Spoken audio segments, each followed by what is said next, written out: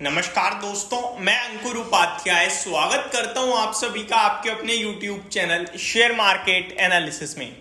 IPO season गर्म चल रहा है और खबरें ये आ रही हैं कि स्विगी भी अपना आईपीओ फाइल कर सकता है अगले हफ्ते।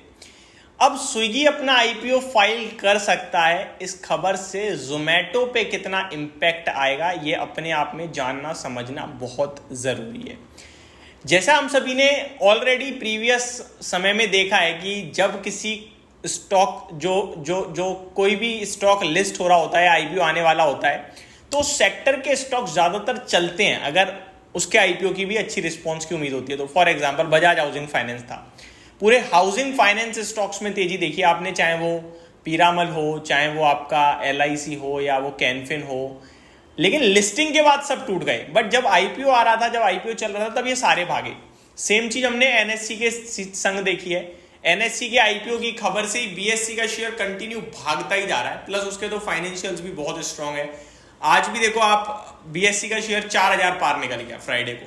एनएससी तैयारी में है फुल फ्लेज की भैया आईपीओ आने ही वाला है। अब तो एनएससी तो इस कदर, एनएससी के इन्वेस्टर इस कदर दीवाने हो रखे हैं कि कोई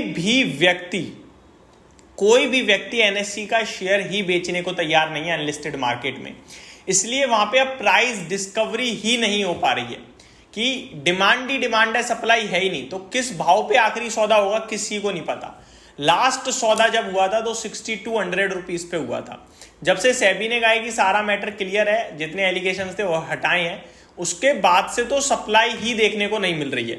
और अब यहाँ पे स्विगी भी अनाउंस करता हुआ दिख रहा है कहीं ना कहीं कि आईपीओ लाने की तैयारी में है अगले हफ्ते। तो जोमेटो पे कितना असर पड़ सकता है, इसके बारे में आप सभी के साथ इस वीडियो में बात करने वाला हूँ।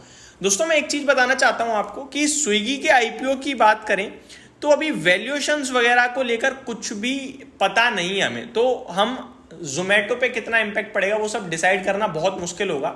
अब ऊपर से कुछ भी बोल दें वो एक अलग बात है, लेकिन एक्चुअल फैक्ट यही है कि जब तक हमें स्विगी के बारे में डिटेल्स ना मिल जाए तब तक हम जोमेटो के बारे में नहीं कह पाएंगे।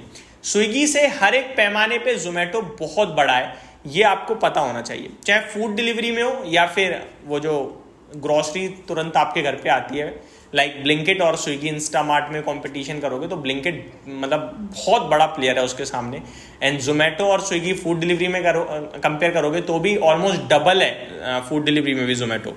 अब यहाँ पे क्या लिखा है मैं पढ़ने की कोशिश करता हूँ। Swiggy recently upsize its IPO to $1.4 billion amid intensifying competition in the online grocery delivery space, where its platform Instamart competes with the likes of Zomato-owned Blinkit, Zepto and Tata-owned Big Basket। तो इन तीनों में, चारों में सबसे बड़ा नाम कहीं ना कहीं ब्लिंकिट ही लगता है मेरे को। जेप्टो भी कोशिश कर रहा है बट जेप्टो भी कामयाब उतना हो नहीं पा रहा, बाकी तेजी से ये भी ग्रो कर रहा है। And Tata own big basket का भी अपना ही एक क्रेज है। तो ये सारे के सारे डेफिनेटली इस फील्ड में जरूर है, लेकिन सबसे आगे जोमेटो का ब्लिंकिट ही निकलता हुआ दिख रहा है। Food and grocery delivery startup Swiggy is likely to file its draft red herring prospectus यानी कि DRHP this weekend according to people close to the developments. तो ये सारी की सारी चीजें आते हुए दिख रही हैं। The approval for its confidential filing from from the market regulator SEBI is almost through the paving way of DRHP, one of the source said। तो ये तैयारी में जरूर है बट डिटेल्स अभी आप देखें तो आई थिंक नहीं है कुछ भी आईपीओ के बारे में। $1.4 बिलियन का आईपीओ हो सकता है, ऐसी अनाउंसमेंट जरूर आ रही है, यानी कि 12,000 करोड़ के समथिंग का ये आईपीओ हो सकता है। लेट्स सी क्या होगा क्या नहीं होगा। देखें आगे तो further India's food delivery market which is estimated to grow to 2 lakh crore by 2030। लगभग फूड डिलीवरी कारोबार जो है वो 2 लाख करोड़ का हो जाएगा 2030 तक, ऐसा बताया जा रहा है। और स्विगी जो है वो डिओपोली कारोबार में जोमेटो के साथ दूसरा यही है।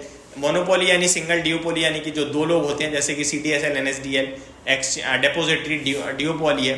एंड सेम यहाँ फूड डिलीवरी में डिओपोली है आपका स्विगी एंड जोमेटो। तो ये सारी की सारी चीज़ें दिख रही हैं दोस्तों इस समय मार्केट में।